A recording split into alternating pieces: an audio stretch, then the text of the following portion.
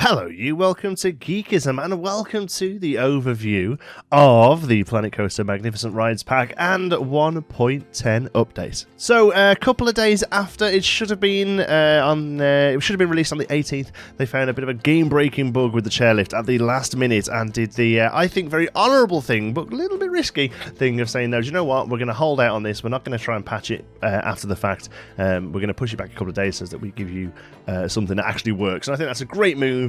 And I hope that Frontier take it on board that 99.9% of the community were very happy about it and really appreciated the honesty and the openness. And I think one of the best things a developer can be is as open as possible with its community. So I think it was a great move on their part. Anyway, here it is. We've now come out. Normally, I would do a separate video for the free update and the DLC, but honestly, the free update this time is pretty much just bug fixes. Now, that's not to take anything away from it. There's some really good stuff in here, but bug fixes a good video don't make. So I'll very quickly go over some of the major bug fixes. There will be a list in the description, you can go and read them all, but the main ones being that the building's translation now aligns to their own grid, and there has been an improvements of the axis calculation for ride stations and improved advanced move local axis calculations. That also is very convoluted. It basically means that the 3D gizmo is fixed, or at least, that's a bin, that's no good, or at least fixed to how it was before the Toolmaker's kit. So that basically what we mean here is that we can do something like this. We can now join these together using so let's do that. Is that, oh, it's already one building. No, there we go. We'll join them together and now we can come into here, and if we select them both and press X, there we go. It's such a small thing, but now stuff actually comes off the world axis so that it now lines up properly.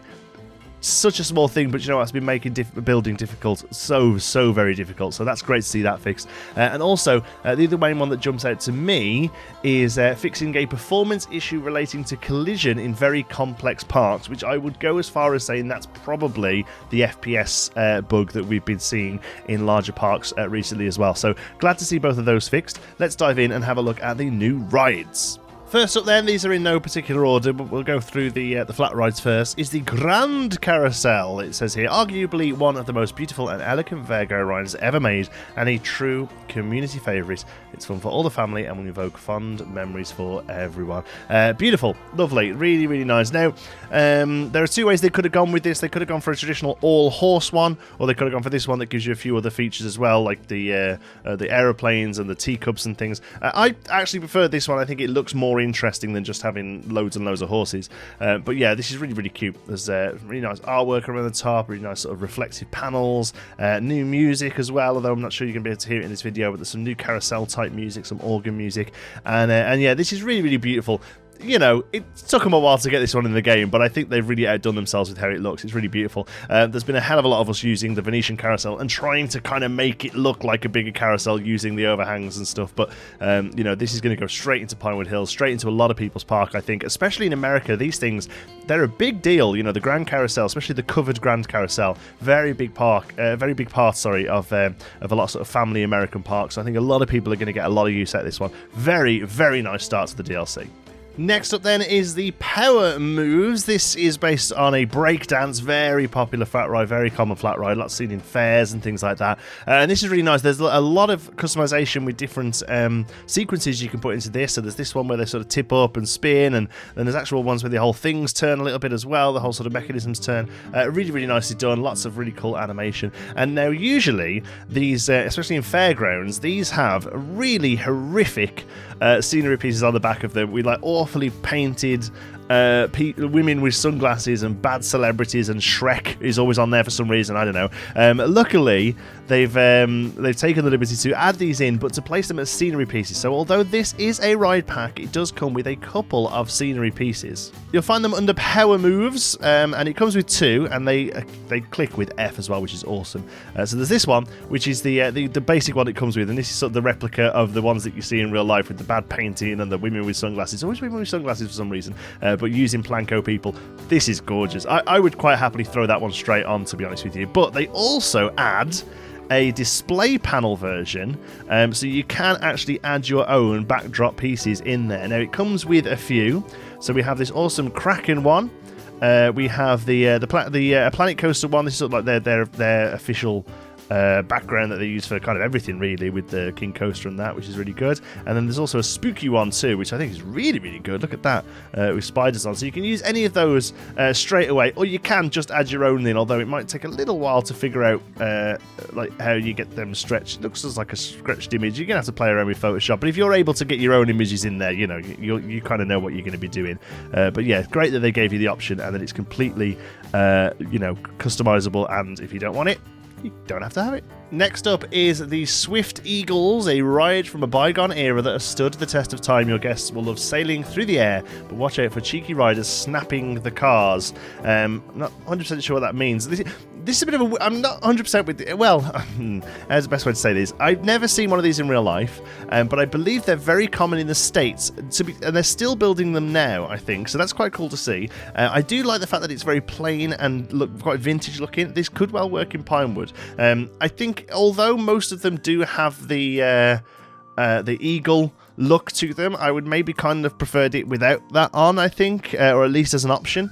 But overall, it's really good. There's a couple of issues. It suffers a little bit from the large footprint, but I guess, because the ride goes out, it kind of has to. The capacity is very low here as well. I think maybe that's what they mean by snapping the cars, sort of like flicking like that. But again, this doesn't mean much to me. I hope an American in the comments will be able to say, oh yeah, this, these are really common and these came from X or whatever. But yeah, it's a new one to me. Although it looks great and I think it's quite a nice addition. I'm not sure it's the strongest of the pack. When they first announced this DLC, they did say that one of the rides of the 9 was going to have a variation, technically giving us 10 rides. That ride is the Ascendance Hyperjump. These are drop towers, quite classic drop towers. Again, a really great addition to the parks if you're building with any sort of realism in mind. They do come in two sizes. So the Hyperjump is the smaller one there, the one that everyone's going to use, and then the Ascendance is the Planko scale one that nobody is. Yeah, but these are really great, and again, loads of variation for sequences and stuff. So they've got like stalls, multiple bounce drops and stuff.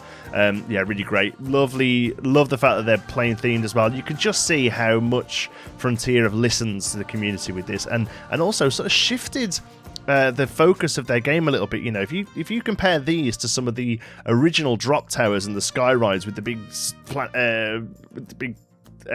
coaster king on the top with getting some sun rays, I think he's got this, it's so nice to see them tone it all down and let us do the creativity bit, because they obviously they've been incredibly creative here, and they've made some really nice models, but they're building them as a canvas for us to take on, and I think that's really where this game shines. So it's really great that they're embracing that. So there you go, those are your flats. Let's have a look at some coasters. Okay, first of all, I'm using the in-game blueprints to show these off here because I don't really have the time or the ability, if I'm totally honest, to build these coasters properly. So, they're always a little funky, the in-game ones, so it's more just to show off the structure and stuff. But this first one is called the Mind Melt Coaster. So this is an SLC, a suspended looping coaster by Vekoma. These things are everywhere. There's I think there's about 40 odds in the world at the moment. It's one of the highest sort of number of installations there is. I've only ridden one of these. I rode one in Blackpool called the Infusion, I think it's called. It used to be called the Traumatizer at Southport. These are absolute head rattlers. You come off these feeling sick and nauseated and with a headache, and they're awful. But they are so iconic, and they're such a classic coaster. I'm so glad to see them in the game. And this one here, I'm assuming is based on Mind Eraser, which has got about 3 or 4 different variations across the world. So I'm guessing that's where they got the name from. But yeah, really great. Again, a classic, a standard of theme parks across the world. So it's awesome to see in the game, and it looks really good. Like I say, this track layout is a bit funky itself, but they seem to do a good job of having it very jank and really sort of cutting into new parts of the coaster. So yeah, really good to see it in the game. This is the sort of thing that would fit well in Pinewood. Okay, next up is Vector. There actually isn't a blueprint for this one in the game, so I made the worst coaster ever just because I wanted to show you this kind of it coming out of the station. This is based on the Mac Mega Coaster launch coaster. I don't really know what you want to call it. It's a multi sort of lift coaster, this one, so you can have a launch and you can also have a chain lift as well. These are very popular at the moment. The most recent one I've ridden of these is Icon at Blackpool. Really nice coasters. You can do a lot with them, so these are going to be your new kind of go-to everyman coaster that you can just do all sorts with. I started off with the beginning bit of Icon and then just like clicked a few buttons until we got a ride, just so we can see it going round. Here we go, ready? I don't even know if this is going to make it.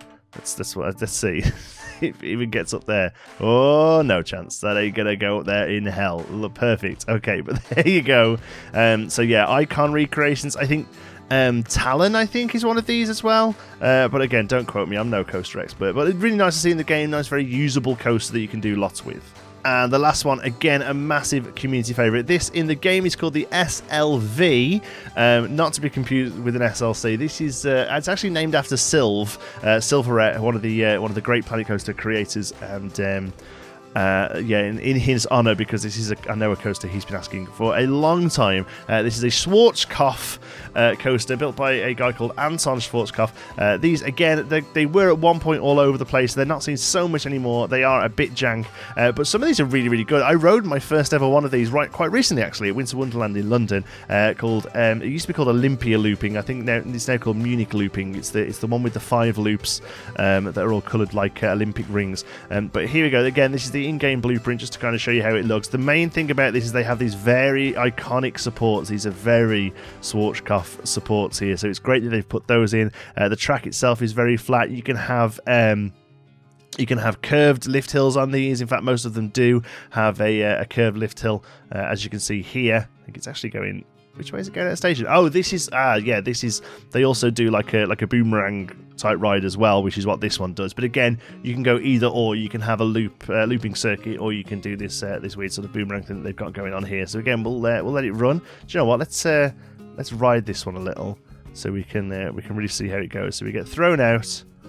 Let's get up the hill. Here we go. Whoop, there we go. And then it drops you back down again. I've not ridden one like this. I've only been on sort of a regular sort of standard looping version. But yeah, we're actually going to go into the ground a little here, aren't we?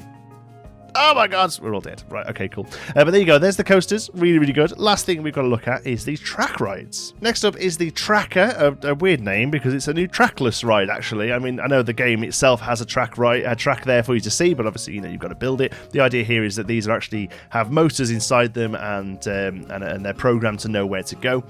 These are seen a few places. The only ones I can think off the top of my head, there's one at SeaWorld that takes you to the penguin enclosure. That's quite fun. And the new Beauty and the Beast ride, I believe, looks like it's going to be very similar to this, at least. Theirs look like teacups, obviously, being Beauty and the Beast.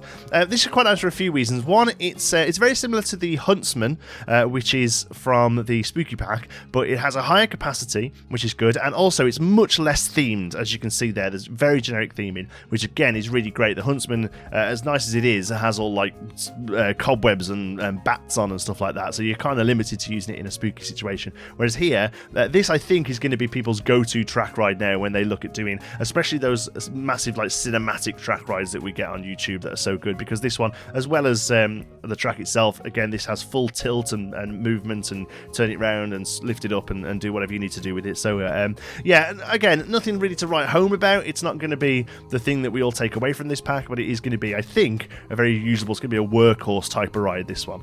Okay, last up then is the big one, the one we've kind of all been waiting for, and that is the chairlift. I'm actually going to show you how this goes together, alright, because a lot of people were curious as to whether or not you can actually build it yourself and change heights. You can. So you can actually pick heights, you can put your incline as much as you want, just like you can with a lot of other track rides. You come around here, they also have these bits here where you can turn them. Although you don't particularly see these too often, I don't think. It's nice that they've added them in. And we'll go back to a straight one here.